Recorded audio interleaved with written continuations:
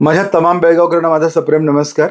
Ayurveda first या उपक्रमाखाली वेगवेगळी शिबिरे घेत असतो आपण आणि या शिबिरांच्या मागचा उद्देश फक्त आयुर्वेदाचा प्रसार व प्रचार एवढाच आहे.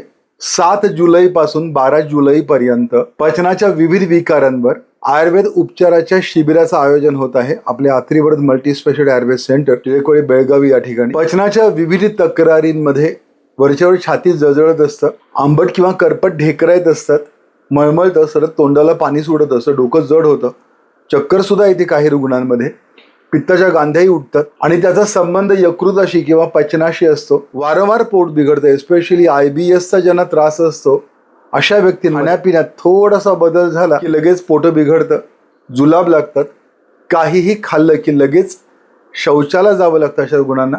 तर अशा तक्रारींसाठी खरं तर या शिबिरांमध्ये तुम्हाला खूप चांगली चिकित्सा मिळू शकते. पोट साफ न होणं युजली पावसाळ्यात ही तक्रार जास्त प्रमाणात दिसून येते. यकृताच्या विकारांमध्ये एस्पेशली फॅटी लिव्हर डिसीजेसमध्ये सतत पोट गच्च असतं आणि वजनही वाढतं. अशा विकारांसाठी शिवाय लिव्हर सिरोसिस, कावीळ, एस्पेशली जुनाट कावीळ ज्यांना आहे त्यांनी या शिबिराचा लाभ घेऊ शकता. गॉलस्टोन्स, पित्ताशयातले खडे, कॉमन डिसीज झाले हल्ली फिमेलमध्ये. या आजारांमध्ये खरं तर पोटदुखी, जीवघेणी पोटदुखी असते आणि हा पोटदुखीचा त्रास युजली रात्री जास्त असतो, उलटे असतात अशा रुग्णांमध्ये. तर अशा रुग्णांना सुद्धा पित्ताशयातील खड्यांसाठी खात्रीशीर आयुर्वेदामध्ये उपचार उपलब्ध असतात.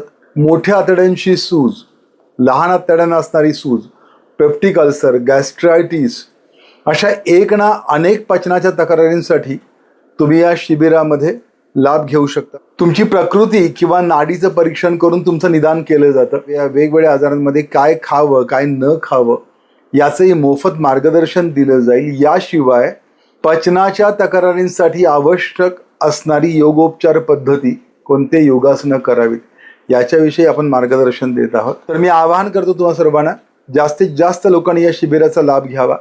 हा व्हिडिओ जास्तीत जास्त लोकांपर्यंत पोहोचवा. धन्यवाद.